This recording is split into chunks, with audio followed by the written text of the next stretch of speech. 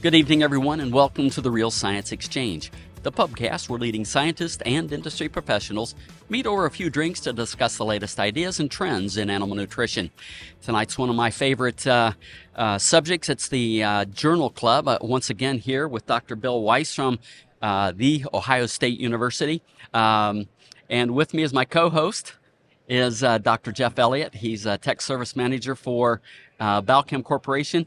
And our featured guest tonight is Dr. Michel Wattiaux from Wisconsin.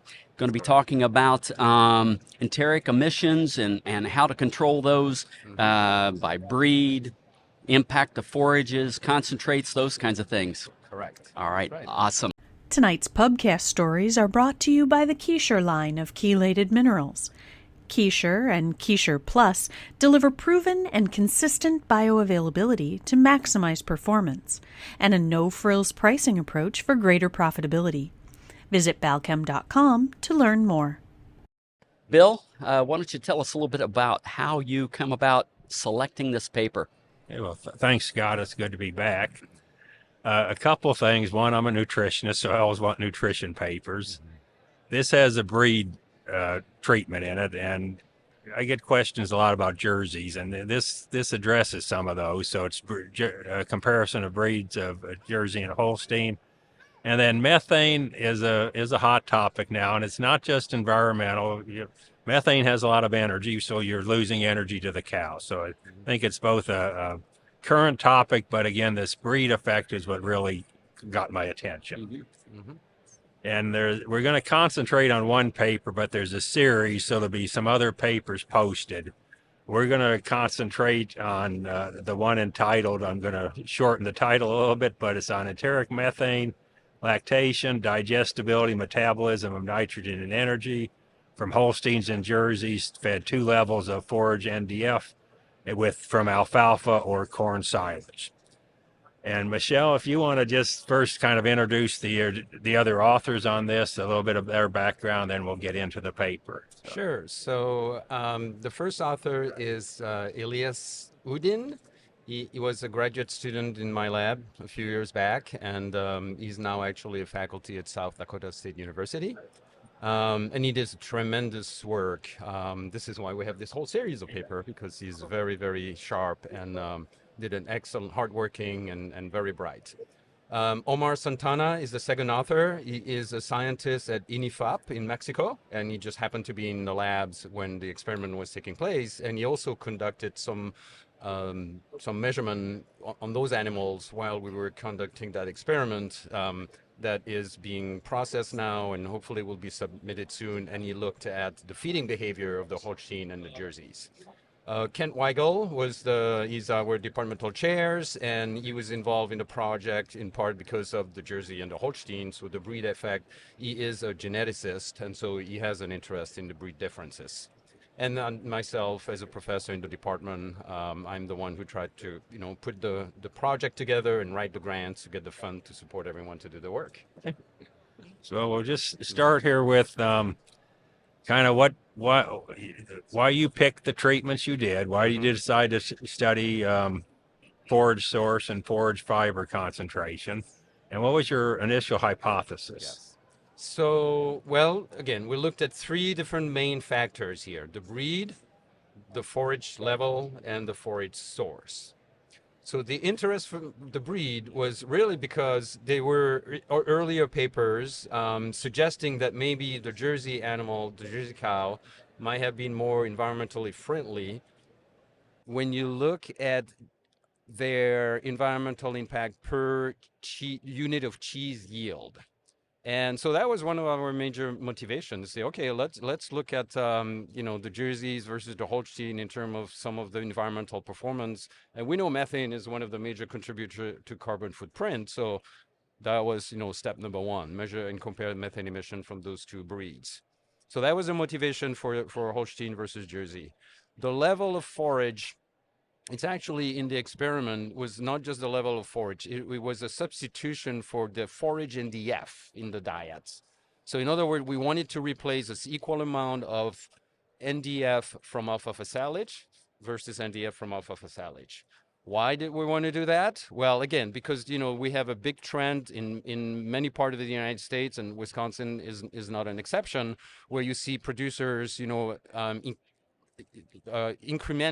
the acreage of corn, oftentimes at the expense of the alfalfa. So what are the consequences from a nutritional perspective, but also we wanted to put that into a more environmental context perspective as well, because alfalfa is perennial, so it stays there in the ground for a few years, covers the ground, less soil erosion, possibly carbon sequestration, whereas corn typically is a row crop. It may be associated with actual loss of CO2, from the soil rather than capture the CO2. So at the end of the day, we wanted to look at that. And then, again, there was the legume versus grass aspect, alfalfa legume, corn and grass, and we know that they kind of behave differently in the rumen and the lower tract. So we wanted to take a fresh look at that. And then the level of forage was really tied back to some of the earlier work that we did, where we actually, found that, more forage in the diet, more NDF in the diet yielded, more methane. And so again, part of the logic here was to look at whether there was some sort of interaction between the type of fiber, the level of the fiber on the methane emission, and obviously the cow performance and the digestibility and all those different parameters. And again, not real detailed, but on the, can you give us the ratio for the alfalfa corn silage ratio? Yes. And the forage NDF levels you Yes. chose? So we had rations that were formulated for either 19 or 24% of forage NDF, and then the alfalfa silage, corn silage NDF ratio was a 30-70, right? So 30-70 in 19 or 30-70 in 24. And so that amounted to make it, to simplify things, if you will, to either feeding either a 55% forage diet or a 68% forage diet. Now, remember, one of the little details that is important to remember in looking at this paper is that those animals were primiparous cows, all of them. And so we were not dealing with, mature cows, we were dealing with first lactation cows. And maybe before we get into dive into the details a little more, can you explain how the enteric methane was measured? Sure. It's the green feed system? Yes. So the green feed system is probably the most common ways these days to measure methane because of the flexibility of the technique. But the basic protocol is to have the animal and placing her head into a relatively close space, and we do that by giving her a little incentive to do that, a little concentrate falling in front of her nose, and so she's going to get in there, and if she stays there long enough, we can measure the air flow coming in, around the nose of the cow, and then there is a detector for the concentration of methane in that air.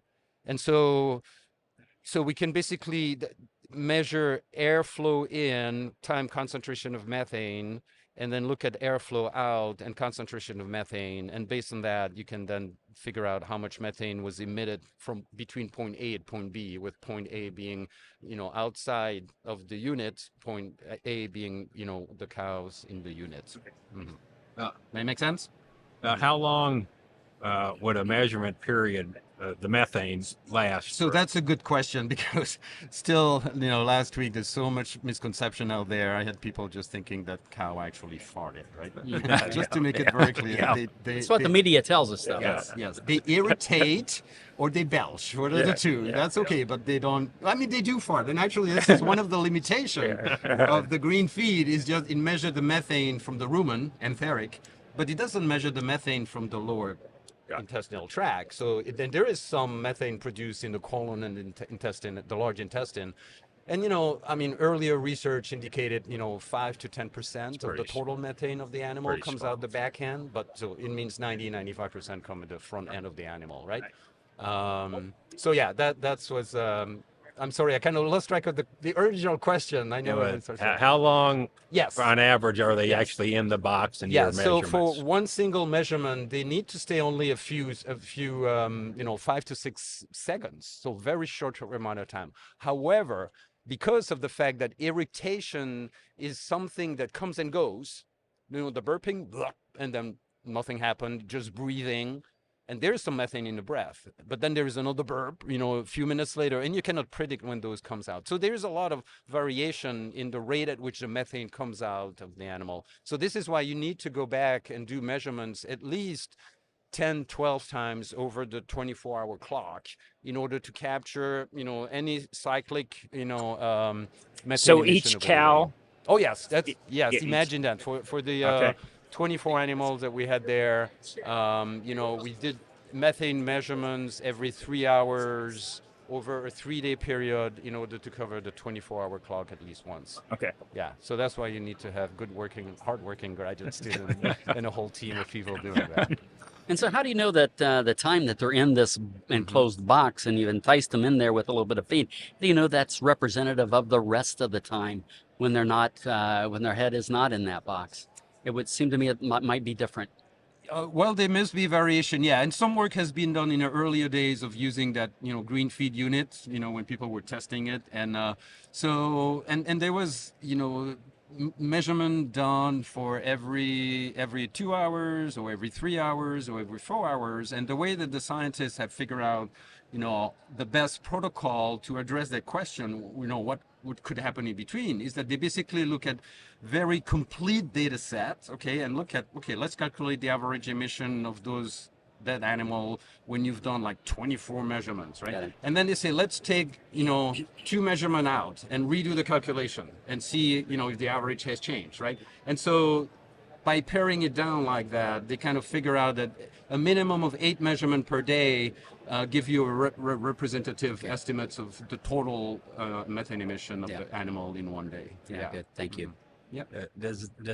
Did you ever measure this over time, like 2 days on treatment and then you measure it 2 weeks later? Does it stay pretty constant day to day? That's a good question. So in actually, this is some of the recommendation from the manufacturer, is to try to balance the measurement within a day with the measurement across days. I don't know of any experiment that actually went back and did it 2 weeks later on the same treatment, because you know how we run experiment, right? But it seems pretty, we should be pretty confident to say that those measurements are quite reliable, actually. Yes, but again, you need a combination of within days and across day measurement over a 3-4 day period to make sure that you get good numbers. Yes, yeah. And again, the way that the green feed really works is that so the company, all your data is processed by the CLOG, South Dakota University, South Dakota company. And so they process the data for you. And so they really have the expertise, to kind of look at outliers, anything that went wrong with the units, because all this goes through the internet. So there's some sort of quality control to the unit right there that, give you, confidence that the numbers are reliable. Yeah. Mm-hmm. And I just had one more question on the diet, and I always ask this. Forage NDF level changed. Yes. Which means something else has to change too. That's right. That's so right. What else changed? So yeah, I did have to refresh my memory this morning, going back this paper. So there were 2 ways. We tried to keep the starch relatively constant across all the diet, 23% more or less. And we also tried to keep the total NDF constant across the diet. To keep the total NDF constant across the diet, we played with soy hulls, a non-forage fiber, right? Okay. And actually, this is very good, Bill, that you're asking that question, because oftentimes we interpret our result and report them as the effect of what we wanted to change, but it's always a substitution. So, you can also interpret your result as, the things that have changed, as you formulated the diet. So the low forage diet had a lot of soy hulls to bring it to the level of the high total forage diet. And the other feed ingredient that we played with was the corn grain, right? Because if we had to keep right, the starch to keep the yeah, starch okay. constant, yes, yeah. So when we had the alfalfa silage-based diet, obviously we had a lot more corn grain in there compared to the corn diet, corn silage diet. I think that Yeah. using soy hulls to do this, I think is the best.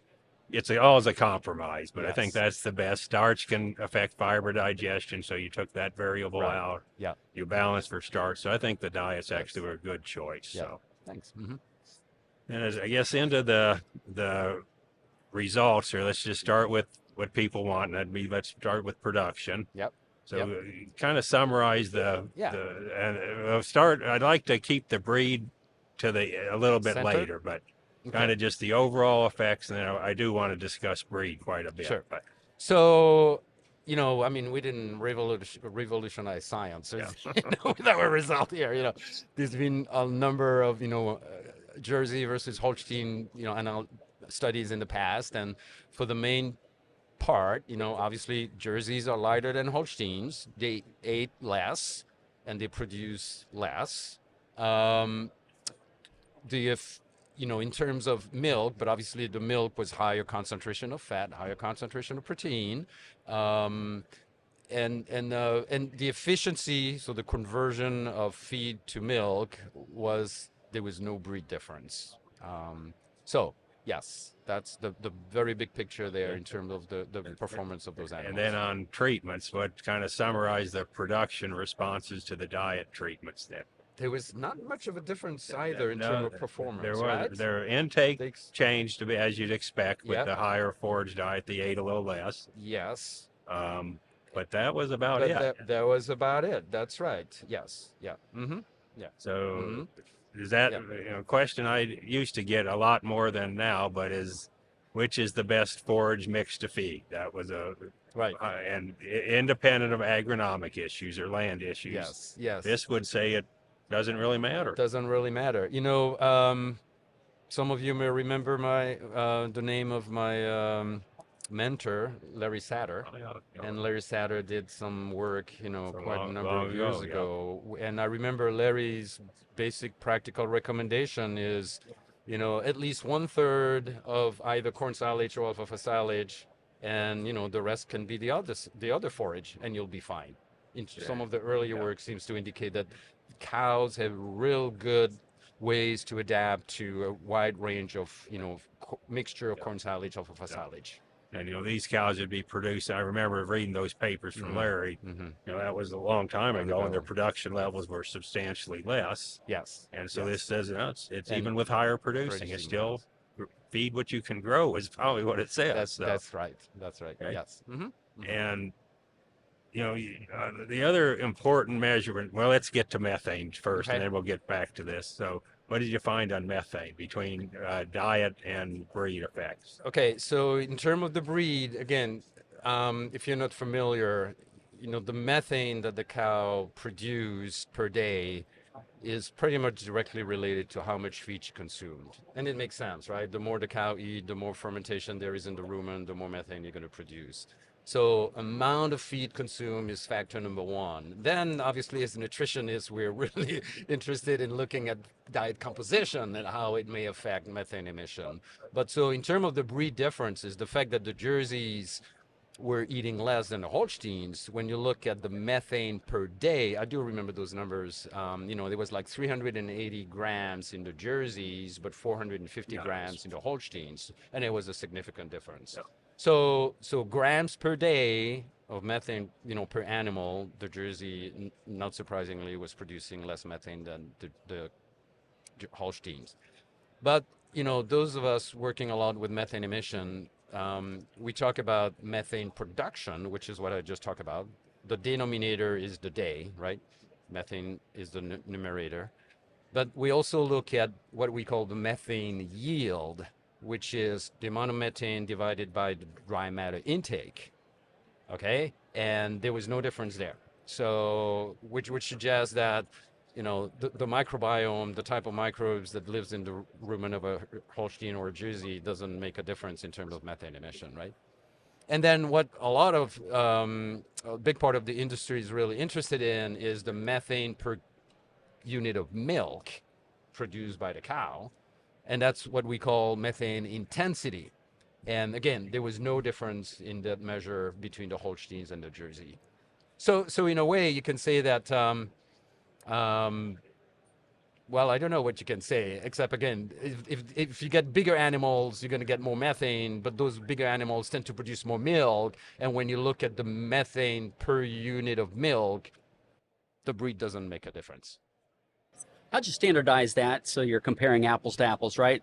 So within the Jersey population, you've got very high producing, very efficient animals, low producing, and then so when you say there's no difference between Jerseys and Holsteins, how do you know you were comparing something that's more apples to apples other than just the breed difference? Well, that's a good question, and I don't know if I have a straight answer for you, except that you need to design an experiment like this one, right, where you randomly pick animals from one breed, and I'm sure. So we had 12 Jerseys and 12 Holsteins. We just hope that on average those 12 animals from each breed represented the breed as a whole, right? That's all we can do. What was the average milk for the two breeds? Just their ballpark average milk yield for the. So that was 20. Let me see. Look at it here. So the Holstein Premier Paris cows, right? Yep. 33 kilos, and the Jersey was 21 kilos of milk per day. Yeah. 50 and 70 pounds, basically. Yeah. So they're pretty average. Pretty average. Okay. Yeah. But in terms of going a little deeper in your question about so the methane emission is only one of the factors, that affect the overall carbon footprint, right? We know that methane is the single most important contributor to the milk carbon footprint, but there are many other factors as well, right? So the efficiency of the animal is not related only to how much methane the animal produced per day. As Bill said, right? Methane is an energy law. It contains energy. So as the cow breathes out that methane, she's breathing out energy. Well, as a nutritionist, we would like her to use that energy to make milk, right? Because that's what we're all about in nutrition. But there are many other factors next to the type of microbes that produce the methane that can influence the efficiency of the cow, right? Mm-hmm. Yeah. So on this methane thing, and this experiment, because the results were similar, it doesn't matter that very much. But how should we express methane? Per unit of milk component, per unit of dry matter intake, or per cow per day? What's the you're hitting? What's the right way? You're hitting on something here, Bill. And I'll tell you, as a good university professor, an academician, what's the right answer? It depends. You know it. It depends. But I think fundamentally that's the right answer. It depends. But it's very, very important that the dairy industry as a whole decide, which way we really want to go. There's no question that because of the media and the consumer concerns, we look at the methane intensity, the carbon footprint, right? So which is the amount of greenhouse gas per unit of milk that the consumer buy, because that's what the consumer wants to know, right? What's the carbon footprint of me buying the milk? If you're a nutritionist, you might be interested in the methane yield, right? Because you want to decrease the loss of methane per unit of organic matter fermented in the rumen, because you will make the cow more efficient in that way, right? But that question is very fundamental to me, and I think we need to have more discussion as an industry whether we should be trying to minimize maybe the methane per cow per day versus the methane per milk. And we actually are working right now on a manuscript where, with the data in part of this data set, the relationship, the degree to which those three measurements, so having day in the denominator, having milk in the denominator, or having dry matter intake in the denominator, how closely are they related? There are some correlation between those, right? As you would expect, but it's not straightforward either. No. So I think what it means is that, again, for geneticists, that could make a big difference, right? Whether the goal is to decrease the methane per cow or decrease the methane per kilos of milk. On the per cow thing, just herd her dry and you'll reduce methane production. Well, that's another thing I think that we found in the when we tried to integrate all this data into a typical herd, we found that the reproduction rate of the herd.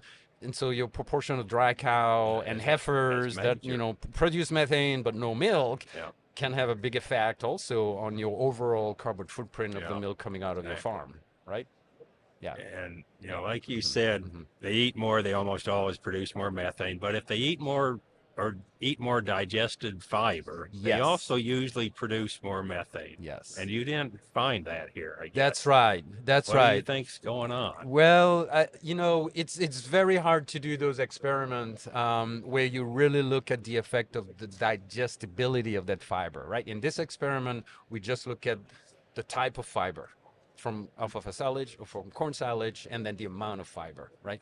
But we're not able to look directly at the effect of the digestibility of that fiber. But we tried, and as I said, it's very difficult to really do an experiment that doesn't have too many confounding factors, right, to do that. But the logic would tell us, as you say, that if you have a more digestible fiber, you would get more energy to the animal. That means, the animal can produce more milk, but you would also have more methane.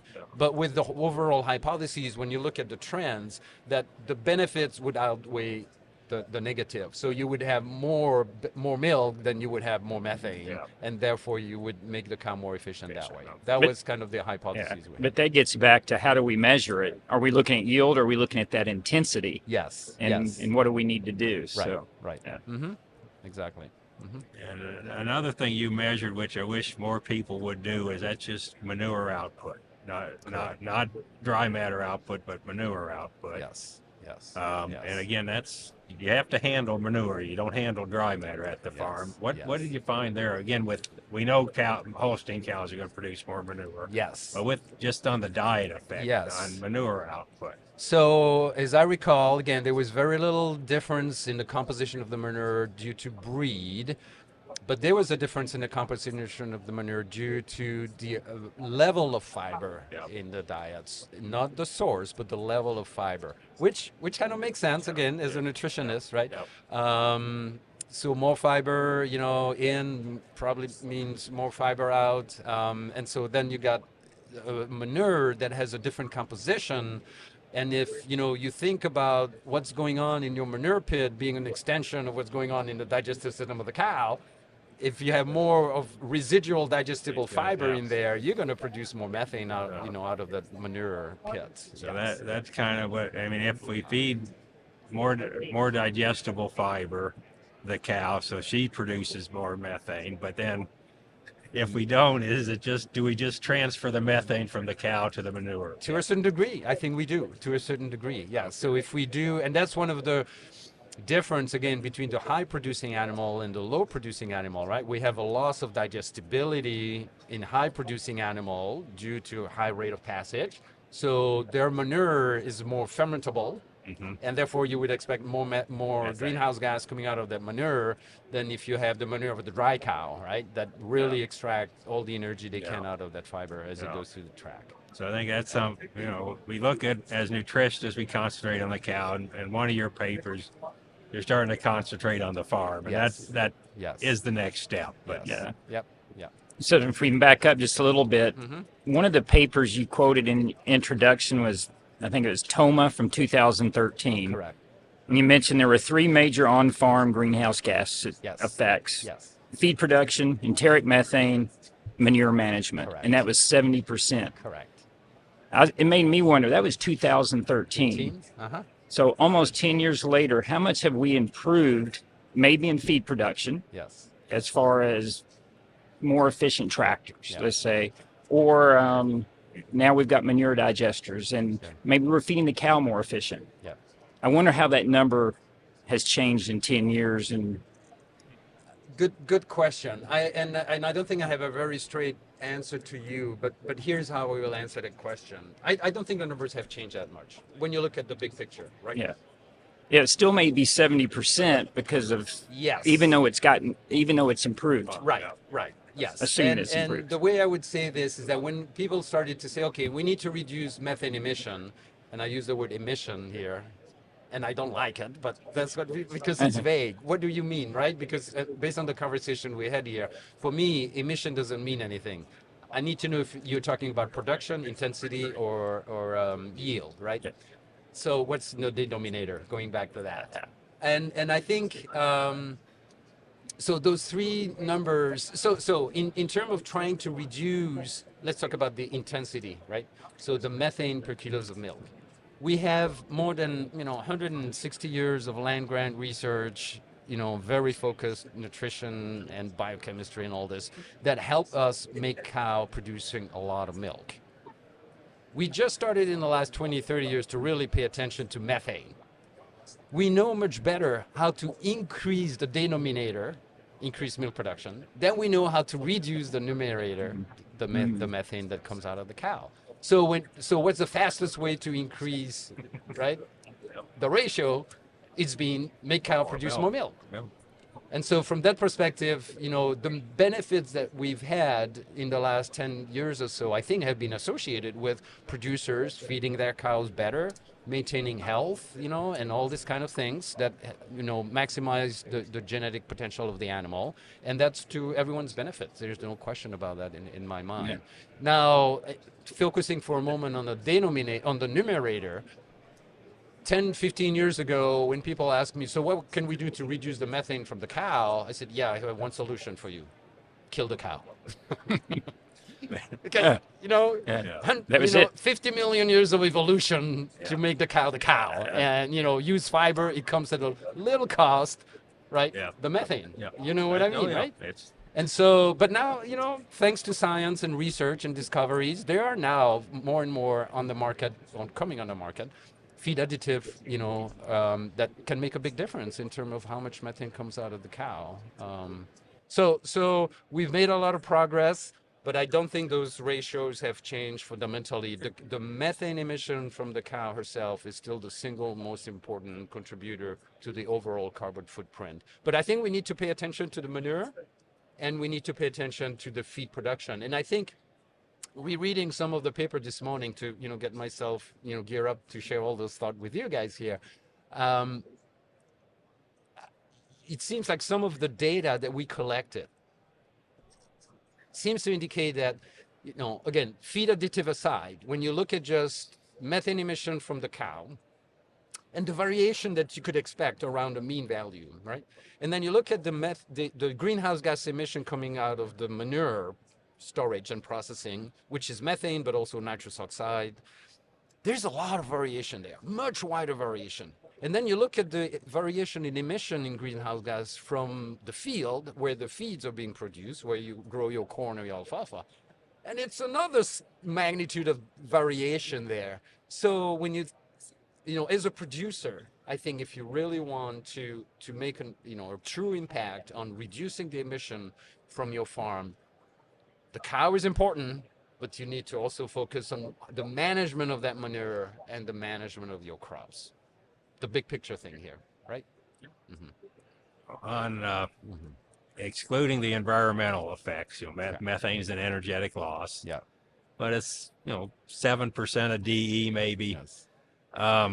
Do you think we can make a big enough difference for us to actually see an energetic effect? Not again ignoring the environment. But if we could reduce methane a reasonable amount, will we ever see that in more milk, more efficiency, some measure? Is our measurement sensitive enough for that? Because it's a loss, but it's a small loss. It's a small loss. I agree. I think it could be the case, but only in the situation where you have such high producing animal that every calories count, right? In that situation, it should make sense that reducing the methane and, the other loss, right, that we don't talk much in this paper, but we also did the measurement is the urea in the urine, right? Which is another energy loss that we have there. So yeah, in my works over the last few years, focusing on these two losses, in and of themselves, I don't think they, as you said, our measurement technique are not there to really pick those small differences. But when you put those two losses together, the methane on the one hand and the urea in the urine on the other hand, then you can start getting, to a number where we can more confidently say, yes, it make a difference if you, pay attention to the protein, pay attention to your carbohydrates or your, so that you minimize your carbon and your nitrogen loss from the animal. And have that, make the animal produce, use those nutrients towards milk. This may be a situation where people just have to believe the numbers, and you do the math. We say we've saved these calories. We might not be able to measure where they went, but we know we are going in the right direction. The first law of thermodynamics says we've saved energy. So you also did another paper, and again, just briefly on this one, where you looked at RDP level and methane. Can you briefly, again, just kind of summarize what you found? Did RDP have a big effect on methane production? Yes. So this was a few years back, and we had an interest at that stage. So the idea, right, was that the bugs, if I can use that name, that produce methane, I was caught myself to call them bacteria. They're not bacteria, right? But thanks to the microbiologists who just keep revising their, taxonomy of, what is microbes. They're called archaea, right? So remember that archaea is what produce methane, but we know that those are some of the most primitive, right, microorganisms in the rumen. And those most primitive microorganisms are using some of the simpler chemical component, ammonia, right, as a nitrogen source, and then the very simple carbohydrate energy sources. So it was logical to us to say, well, can we formulate diets where we're going to really try to alter the source of those very readily available, carbohydrates, and the RDP, so the source of nitrogen available to this primitive form of bacteria, to see if we can, kind of knock them off and reduce methane emission.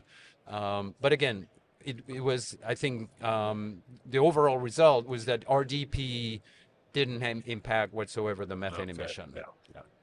The source of carbohydrate, yes. So using starch or using dextrose, which is what we use in that paper, made a difference in terms of the methane. But the RDP versus RDP, no.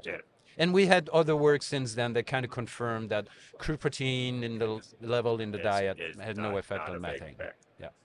I had one question I forgot to ask here on the previous paper. And this is on digestibility. You measured digestibility in that paper, in vivo, not in vitro.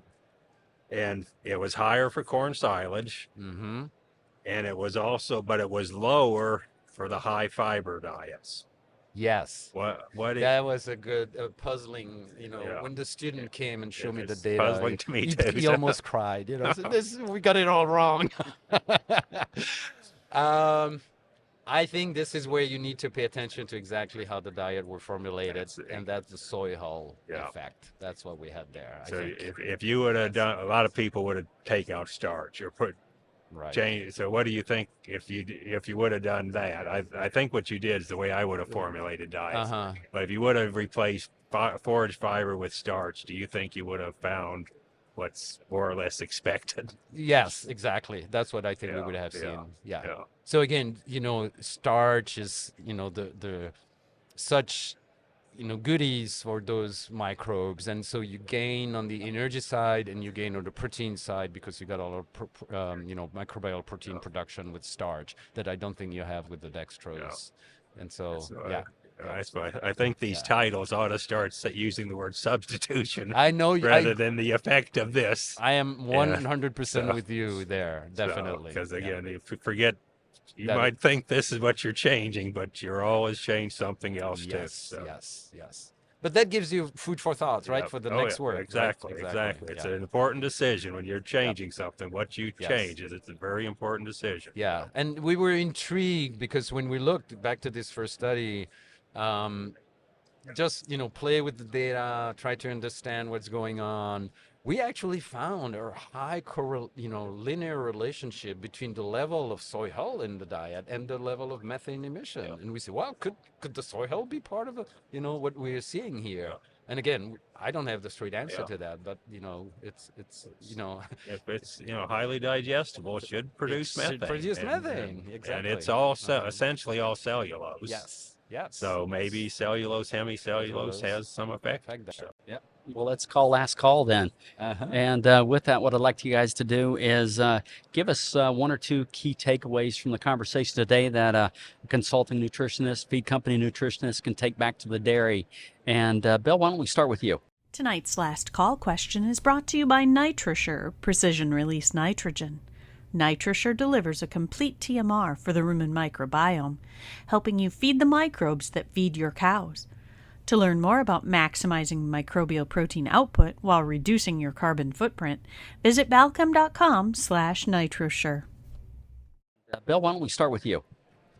Well, to me, the biggest thing here, I know this was about methane, but the thing I found most intriguing was the almost total lack of diet by breed interactions, which means we have a ton of data on Holsteins, which means maybe a lot of that is directly applicable to Jersey. So that's, to me, was a major finding, was the lack of something. Okay. Yep. And then why don't you add to your answer a little bit about what's the next step in your research? To me, the next step in the research is to try to develop the tools, because, you asked a question about TOMA 2013, where are we today? TOMA in 2013, for example, did not look at biodigestion, at how that can contribute to reducing the environmental impact of a dairy farm, and some work that has been done here at UW-Madison by our engineer colleagues seems to indicate that biodigestion can go a long way to offset your methane emission of your cow. Carbon sequestration in the soil, depending on how you manage your cropping systems, can also have a big impact, and I'm sure it's no secret to everyone, right, that agronomists have a heyday these days because everyone's throwing money at them to go and do carbon sequestration in the soil.